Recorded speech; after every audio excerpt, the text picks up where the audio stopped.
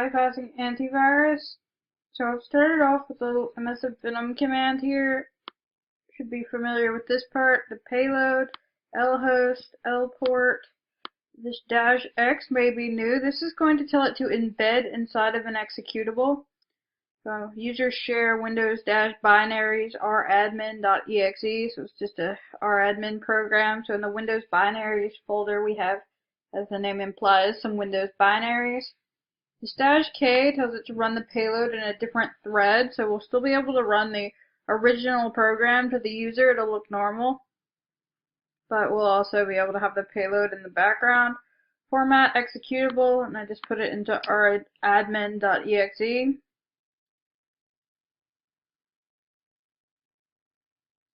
Cool. Alright, naturally we need a listener to catch it.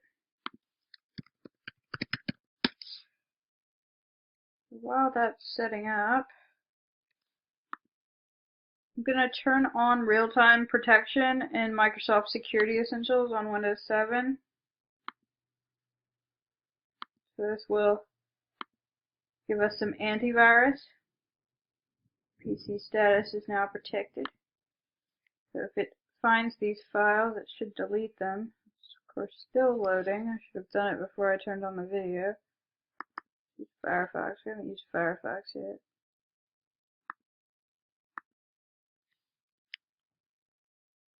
So let's see if it'll let me serve it to myself right now. Or copy radmin.exe to var www service apache to start.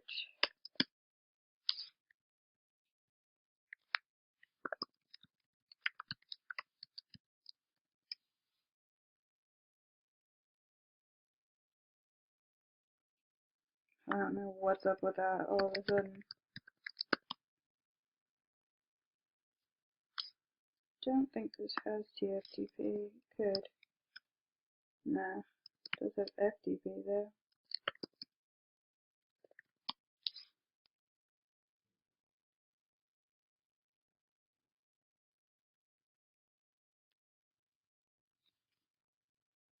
Does this thing have an FTP server? Probably not. Let's see. Netcat do it if I have it. Well, I need the executable in the first place. I wonder if I can just cheat. Do this. Possibly.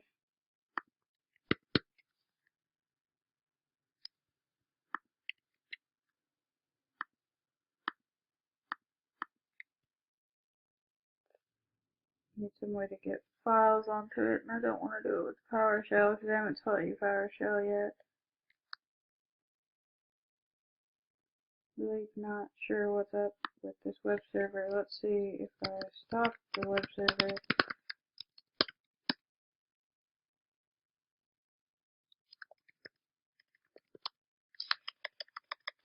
Try this. Python simple web server.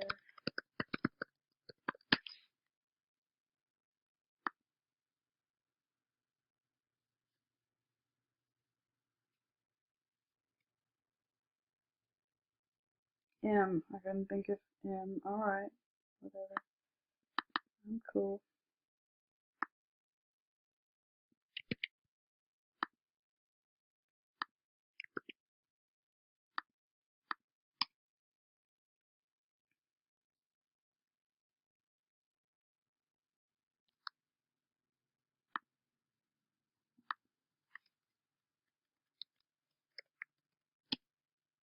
See, that worked. I don't know what's up with my Apache server. I haven't done anything to it, I swear. Admin.exe.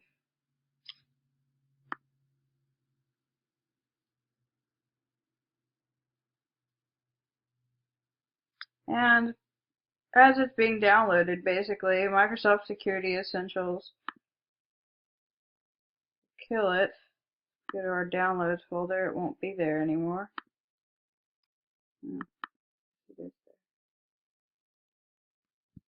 Partially, at least. So it won't run anyway.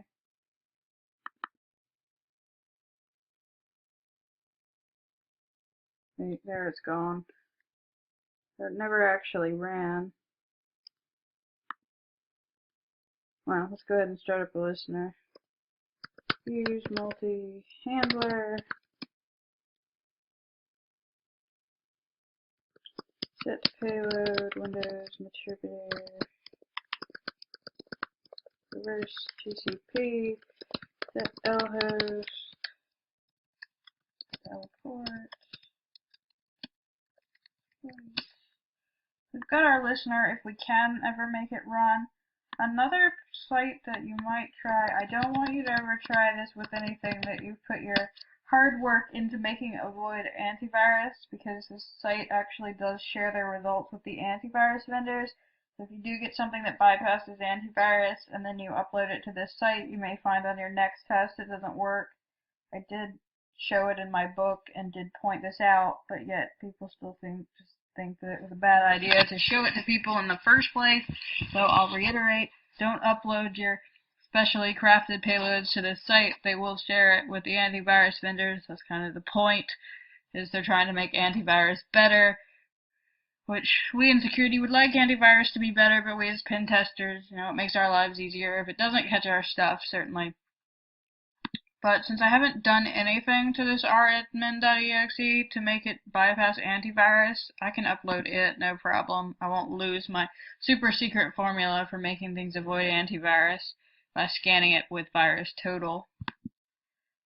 So this will upload the file and it'll run it through multiple antivirus vendors and see whether it flags it as malicious. So this is a Interpreter reverse TCP payload that we really haven't done anything to except embed it in an executable. So we should expect that any antivirus worth its salt would find it.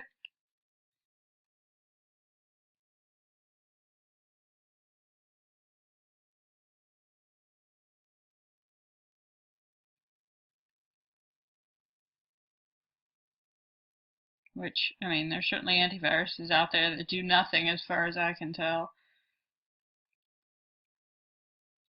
And then there's some that are actually pretty good at finding known threats. Of course, they are reliant on it being known threats. The fact that we're using Interpreter makes this easier to spot. It is a very common hack tool both for malicious hackers and pen testers. So Microsoft should be on here somewhere. Yep, so it did find it. So I would encourage you, if you're actually trying to get past your client's antivirus, instead of uploading it to something like this, once you've actually put your hard work into trying to bypass antivirus, putting it up here is a really bad idea. So, but just for like class exercises, if you run through a lot of different techniques that are known, I still put it up here in class. But again, I wouldn't do it with anything you did for research. So only 26 out of 54 actually found it.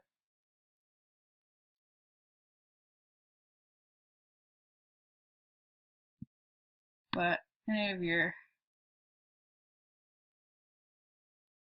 big ones probably did, like Microsoft, Clam, Kaspersky, McAfee, Norton, I'm sure is on here somewhere, Symantec, Sophos.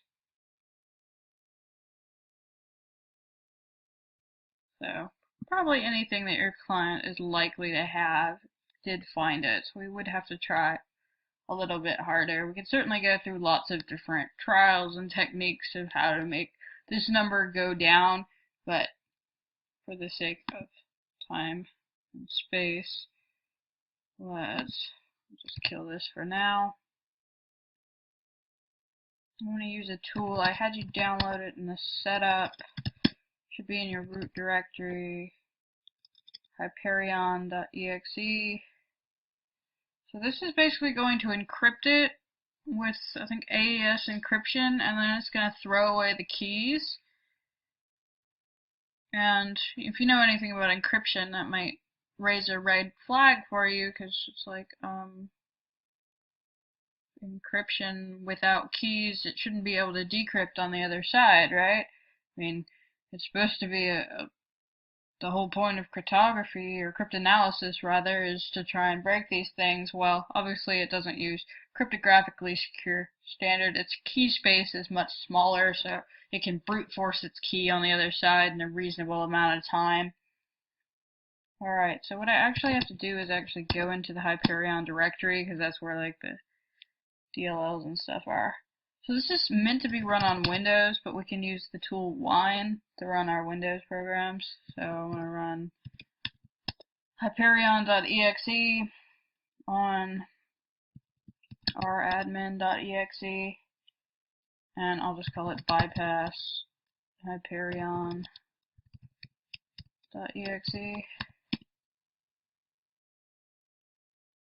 Wine is being updated.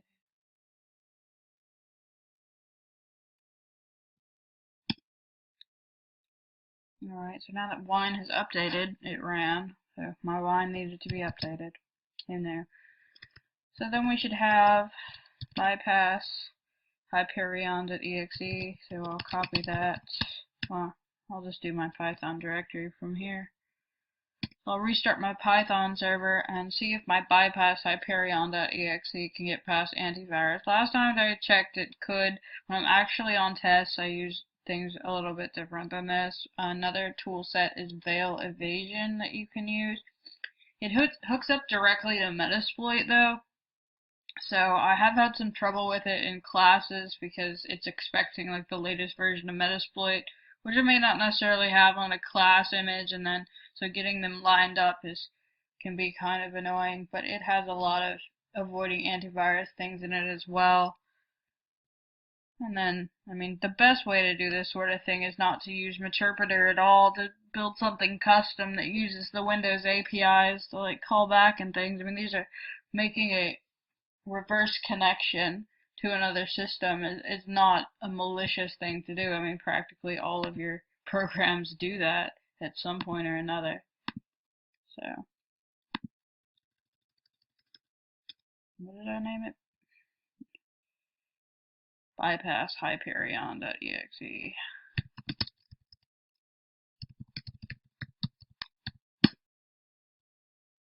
Save file. Don't see it yet. Seems like it's still getting through. I just know the day is going to come when Microsoft Security Essentials finds my Hyperion and I'm going to have to change the class exercise. Run it.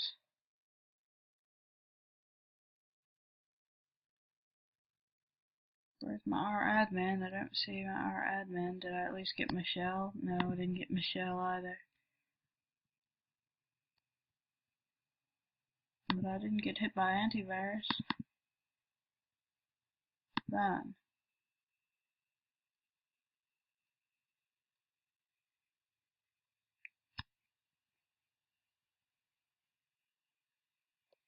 Never underestimate my ability to screw up MSF Venom.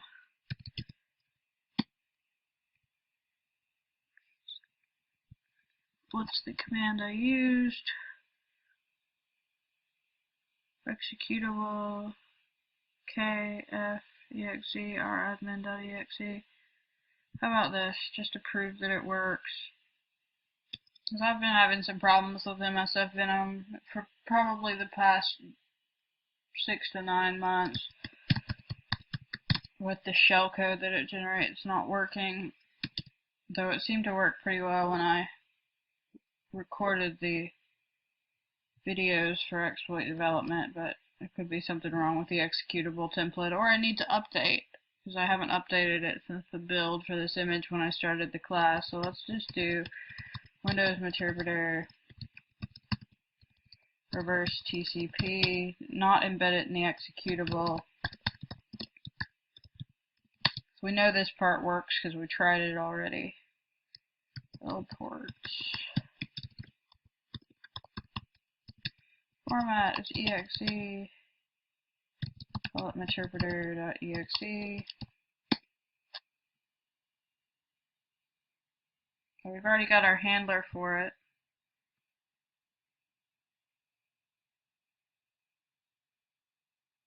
This would probably be picked up by even more things than VirusTotal, since it's not even embedded in the executable. Alright, so we want to run our Hyperion command again. Oh, there it goes. That was slow. So it does take a minute, though that was more than a minute to run, because it has to get or brute force the encryption key. I've never seen it take that long, and I didn't put too much memory. I think it has 2 gigs, which should be sufficient. I don't know why it took so long. I've never seen it take that long, but it usually is about a minute. But it did give us the interpreter session, so it was working. So it wasn't something with MSF Venom. So like I said, I have occasionally had problems with MSF Venom. Metasploit is, a tool that's maintained by a lot of hardworking individuals, but with something this big, you can only expect that occasionally things will break. So in general, I don't have too many problems with Metasploit at all. I do a really good job of keeping it working, but occasionally something does break. This is why I like to stick to a particular image for classes and just switch the image for this class, thus causing all of our problems. But I think we've done pretty well, all in all. So what I was doing here is just going to create another one, but the one we had worked just fine. It just took a little bit longer than I expected.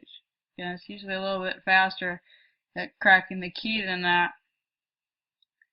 I guess my VMs are for overworked VMs after going through this class. So, we have our no hash dump privileges, but that's something we're going to fix in the next section. Operation failed on our hash dumps. Why can we not get our hash dumps? We are a local administrator. Actually not a domain admin, but you are a local administrator on the system. I think. I'm going to do shell net local root administrators. Oh, actually I'm not even a local admin. Thought I was. Oh well. I could log back on as regular self. So, but even if I was local admin, it still would have not worked. So we'll see that in post-exploitation, how we can fix it. So there is a little bit extra security on our Windows 7 machine than there's not in our Windows XP and any of our other legacy systems. So it's still worth knowing stuff on legacy systems, because probably about, I don't know, 85, even 90% of internal pen tests that I do, there are some legacy systems lying around. So it is, I think, definitely worth knowing all the techniques on them. It's unlikely that you're going to get rid of all of them. I mean, particularly in like the manufacturing trades, they have them like embedded. They have like Windows 2000 embedded in it, and so it would cost $1 million to replace the actual device that's running it. So it's not just some server somewhere. And I see a lot of XP still. Like they've upgraded the main workstations to 7, but there's always something that was written that won't work with the newer versions of IIS or something like that. So, I mean, there's usually at least a couple lying around, and they're typically the things that people have forgotten about patching, so you can get the easy wins on those. And as we'll learn in our next section, turn those into possible domain level compromise.